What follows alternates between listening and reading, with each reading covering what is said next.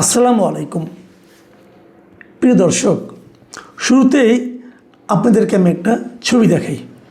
এটা আজকের ছবি না, প্রায় ১৯ বছর আগের একটা ছবি। আপনারা জানেন এই দেশে একবার 1/11 নামে একটা ঘটনা ঘটেছিল। ওই যুক্তরাষ্ট্রের 9/11-এর অনুকরণে আমাদের এখানে 1/11 হয়েছিল। 9/11-এ সন্ত্রাসী বাহিনী, সন্ত্রাসী গোষ্ঠী অথবা একটা গুপ্ত গোষ্ঠী তারা যুক্তরাষ্ট্রে একটা ধ্বংসযজ্ঞ চালিয়েছিল। টুইন টাওয়ার ধ্বংস করে দিয়েছিল বিমান দিয়ে। 1/11-এর সময় আমাদের এখানে, আমাদের এই দেশে সেনাবাহিনী প্রভাব বিস্তার করে একটা অন্তর্বর্তীকালীন সরকার গঠন করেছিল। সেটা কেন করেছিল, করা কতটুকু প্রয়োজন ছিল, সেটা নিয়ে বিস্তর আলোচনা হতে পারে। কিন্তু আমি যে কথাটা বলছি, তারা দায়িত্ব নেওয়ার পর একটা বেসরকারি তত্ত্বাবধায়ক সরকার গঠিত হয়েছিল ফখরুদ্দিন আহমেদের নেতৃত্বে, কিন্তু সেটাকে বলা হতো সেনা সমর্থিত তত্ত্বাবধায়ক সরকার। সেনা সমর্থিত এই কারণে যে সেনাবাহিনী তখন আসলে নানা বিষয়ে ওই সময়ে ভূমিকা রেখেছে এবং প্রভাব বিস্তার করেছে। 1/11-এর ওই সময়ে যে তত্ত্বাবধায়ক সরকার গঠিত হয়েছিল ফখরুদ্দিন আহমেদের নেতৃত্বে, সেখানে খুবই গুরুত্বপূর্ণ যে 3 জন সেনা কর্মকর্তার কথা উল্লেখ করা যায়।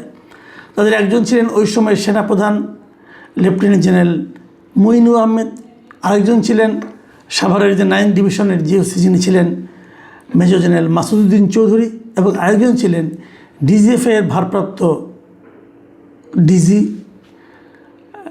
মিস্টার ফজলুল বারী। এরা খুবই পাওয়ারফুল লোক ছিলেন। এই পাওয়ারফুল লোকগুলোর মধ্যে মাসুদউদ্দিন চৌধুরীর বিরুদ্ধে অভিযোগ ছিল যে ওই সময় উনি বিভিন্ন ব্যবসায়ীদের ধরে এনেছেন এবং রাজনীতিবিদদেরকে অ্যারেস্ট করেছেন, এবং বহুল আলোচিত যে -2 ফর্মুলা, সেটাও ওনার মাধ্যমেই বাস্তবায়িত করার চেষ্টা করা হয়েছিল বলে বলা হয়ে থাকে। এবং উনি এটা করতে পেরেছিলেন এ কারণে যে 2007-এর 11 জানুয়ারি ফখরুদ্দিন সরকার শপথ দিয়েছিলেন, এবং তার 2 মাস পরে মার্চ মাসে ওই সময় একটা গুরুতর অপরাধ দমন অভিযান সংক্রান্ত জাতীয় সমন্বয় কমিটি গঠন করা হয়েছিল।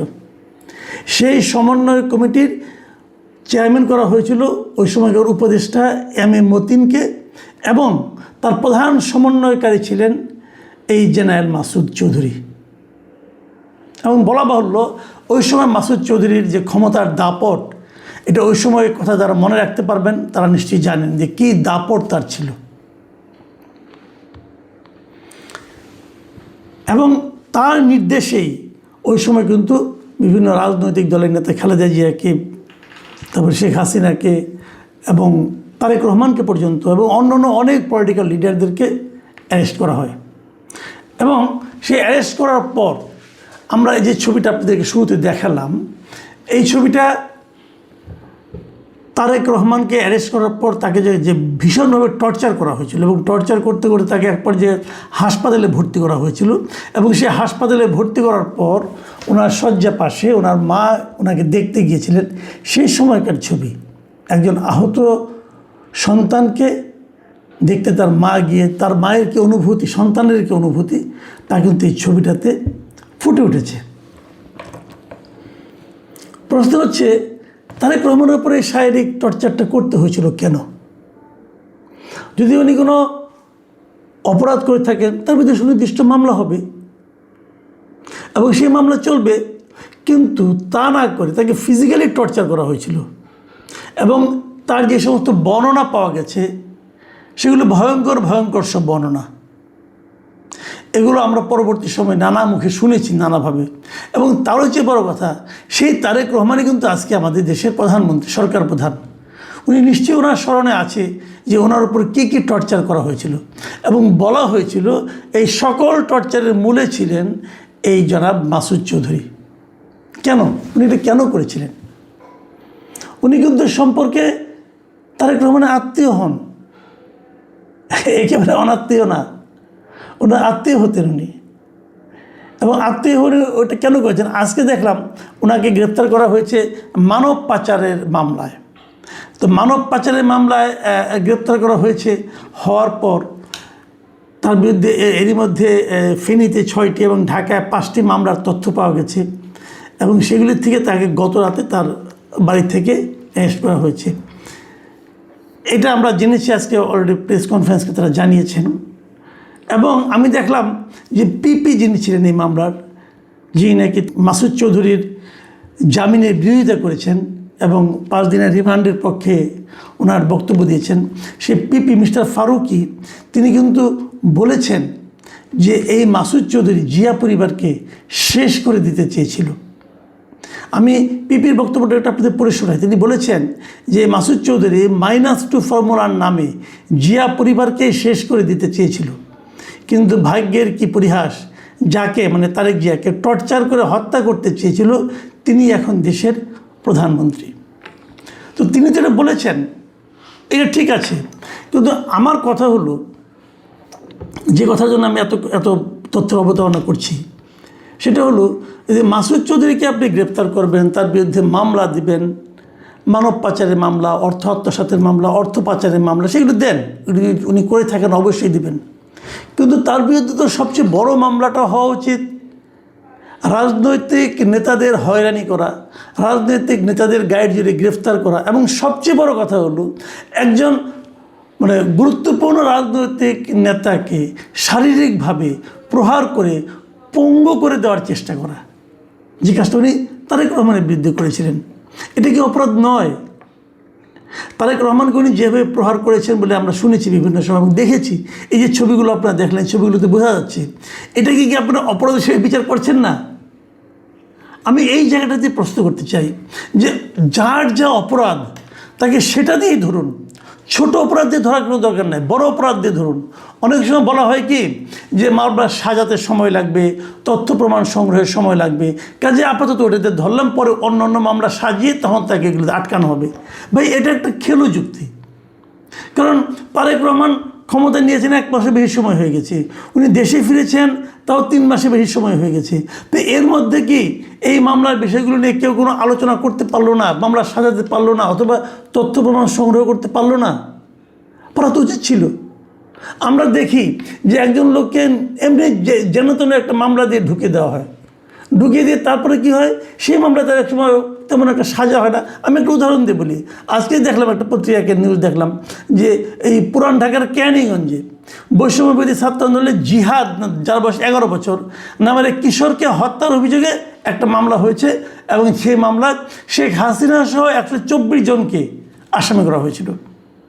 এবং সেই মামলায় গত বৃহস্পতিবার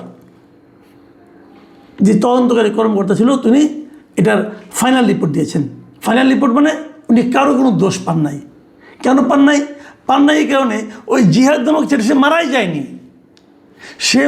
যায়নি, এখন সে মারা না যাওয়াতে সে আহত হয়েছিল, কিন্তু সে মারা গেছে এই কথা বলে মামলা হয়েছিল এবং সেই মামলায় শেখ হাসিনা সহ 124 জনকে আসামি করা হয়েছিল। শেখ হাসিনা তো দেশের বাইরে, বাট এই 124 জনের মধ্যে কতজনকে এর মধ্যে গ্রেফতার করা হয়েছে এবং গ্রেফতার করার পর তাদেরকে টর্চার করা হয়েছে, তাদেরকে নানা ধরনের ভোগান্তি শিকার হতে হয়েছে, তাদেরকে নানা ধরনের টাকা পয়সা তাদের কাছ থেকে নেওয়া হয়েছে টর্চার কম করবে এই কথা বলে। এগুলি কি হয়নি? হয়েছে। তো এর জন্য দায়ী কে থাকবে? তাহলে কি এই মামলার বাদীকে ডেকে আনা হবে, তুমি কেন এই মামলা করলা? কিচ্ছু হবে না। যে পুলিশ এই লোকগুলিকে টর্চার করেছে তার বিরুদ্ধে কোনো অ্যাকশন হবে? তাও তো হবে না। তাহলে আমি বলি এরকম, যেমন ABM খায়রুল হক সাবেক প্রধান বিচারপতি ছিলেন, ওনার বিরুদ্ধে মামলা করা হয়েছে এক হত্যা মামলা। ওনার বিরুদ্ধে মামলার অনেক কিছু ছিল, উনি তত্ত্বাবধায়ক সরকারের বিষয়টাকে বাতিল করে দিয়েছিলেন এবং দেওয়ার মাধ্যমে তো দেশের আজকে এই অবস্থা। তো এত বড় অপরাধ যিনি করেছেন তাকে সেই অপরাধে মামলা না করে অন্য এক অপরাধে মামলা করে দেওয়া হয় কেন?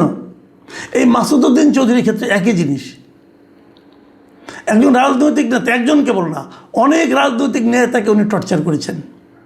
ওনার আমলে উনি যেটা সদস্য সচিব ছিলেন, সেই যে একটা কমিটি করা হয়েছিল, জাতীয় সমন্বয় কমিটি, যে গুরুতর অপরাধ দমন অভিযান সংক্রান্ত জাতীয় সমন্বয় কমিটি, সেই কমিটির প্রধান সমন্বয়কারী হিসাবে উনি এই লোকগুলিকে নিয়ে এসেছেন, এনে টর্চার করেছেন, এক একজনকে মৃত্যুর মুখে ঠেলে দিয়েছেন। অনেক দিন পঙ্গুত্ব ছিলেন, অনেক দিন।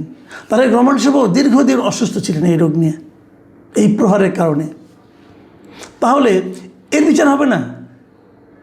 তাহলে আপনি তাকে এই অপরাধে ধরলেন না কেন, অন্য অপরাধে ধরলেন কেন? এই বিষয়গুলো আমি মনে করি আলোচনায় আসা দরকার। মানে অনেকে অনেক কথা বলেন যে আমরা একে ধরলাম, আটকাইলাম, তারপরে না, মূল অপরাধটাই আগে আনা উচিত আমি মনে করি। এবং মূল অপরাধটাকে মামলা সাজানো কোনো কঠিন কাজ না। যে ঘটনা ঘটেছে সেটার উপরে মামলা করেন আপনি। আমরা তো মাসুদউদ্দিন আহমেদের মানব পাচার সম্পর্কে অতটা যাই না। মানব পাচার কীভাবে করেছেন, ওই যে ওনার এই মানে আদম ব্যবসার মাধ্যমে করেছে, অপরাধ তো উনি অনেক করেছেন, ওনার তো সিরিজ অফ অপরাধ ছিল, সবগুলো আপনি আসামি করেন। কিন্তু প্রধান অপরাধটা ওনার হলো এই যে পলিটিক্যাল লিডারদের যে আটক করা এবং তাদেরকে শারীরিকভাবে হেনস্থা করা, এটা ছিল তার প্রধান অপরাধ। এই অপরাধের শাস্তি সবচেয়ে আগে হওয়া উচিত, এবং এটা হলে পরেই আগামীতেও কিন্তু এই ধরনের অপরাধ করতে তারা একটু চিন্তা করবে যে এই ধরনের অপরাধ করা যায় কিনা। আমি মনে করি যে যা অপরাধ করবে তাকে সেই অপরাধে বিচার করা উচিত। প্রিয় দর্শক, এখন এই পর্যন্তই। আল্লাহ হাফেজ।